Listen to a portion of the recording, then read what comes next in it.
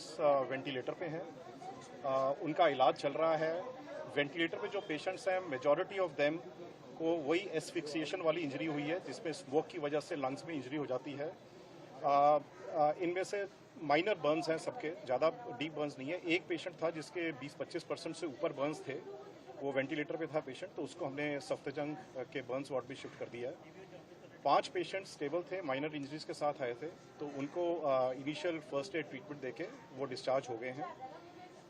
जो patients basically 2-3 तरह की इंजरीज थी प्रोडोमिनेटली। एक, जैसे मैंने कहा, लंग्स की इंजरी थी एस्फिक्सिएशन वाली, सेकंड माइनर बर्न्स, और तीसरी बोन्स इंजरी, बिकॉज काफ़ी पेशेंट्स ने क्लेम किया कि वो ऊपर बिल्डिंग से उन्होंने जंप किया था, तो जिसकी वजह से फ्रैक्चर्स थे, लॉन्ग बोन फ्रैक्चर्स थे, पेल्विक बोन फ्रैक्चर था।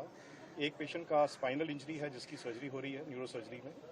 तो अब पूरी कोशिश चल रही है कि जो पेशेंट्स एडमिटेड हैं आईसीयू में वेंटिलेटर पे और विदाउट वेंटिलेटर, कि उनकी पूरी मेहनत कर रहे हैं उस पर, एंड देखते हैं कैसे। कुछ पेशेंट्स उनमें अभी क्रिटिकल हैं, तो ट्रीटमेंट चल रहा है सब। वो मेरे पास डिटेल्स अभी नहीं है, बट उसमें फॉरेन नेशनल्स भी थे और अपने लोकल पेशेंट्स भी। कितने लोग हैं जो ऊपर से कूदे हैं? या वो नंबर मेरे पास नहीं है। ये तो जो पेशेंट्स ने जिनसे हम बात कर सके, जिन्होंने हिस्ट्री दी है, बहुत पेशेंट्स जो थे जिनको हमने वेंटिलेटर पर डाला वो अनकॉन्शियस थे, कोई उनसे हिस्ट्री नहीं मिली है। बट जो पेशेंट्स जिनको ज़्यादा सीवियर इंजरीज नहीं थी, जो वेंटिलेटर पर नहीं थे और जो कॉन्शियस थे, उनमें से काफ़ी ने ये हिस्ट्री दी है कि हम 3rd फ्लोर से जंप आ रहा है हमने, तो किसी का हाथ टूटा हुआ था, किसी के पैर टूटे हुए थे, किसी के पेल्विक इंजरीज थी, तो वो बोनी इंजरीज थी, बट वो मोस्टली स्टेबलाइज कर लिए जाएंगे। जो हाँ जी, मेल कितने फीमेल? जिनकी डेथ हुई है 18 पेशेंट्स की, वो बराबर की नो थे, नो मेल्स थे और नो फीमेल्स थे। सर, जो कॉज ऑफ डेथ है, प्राइमा फेसाई, सफोकेशन, स्मोक, क्या लग रहा है? एस्फिक्सिएशन। वही बेसिकली होता क्या है, बर्न से पहले, फायर पहुंचने से पहले स्मोक पहुंच जाता है, तो वो आदमी जब स्मोक इनहेल करता है उसकी वजह से एक तो क्या होता है, बॉडी में एकदम ऑक्सीजन की कमी हो जाती है। जैसी ऑक्सीजन कमी हो जाती है वो आदमी अनकॉन्शियस हो जाता है।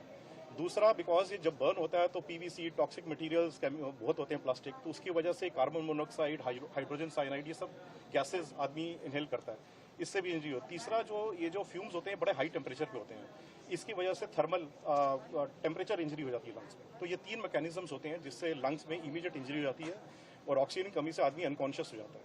और इसमें वही टाइम क्रिटिकल होता है कि जितनी जल्दी इवैक्यूएट कर सकें वो पेशेंट्स को टाइमली मैनेज कर सकते हैं।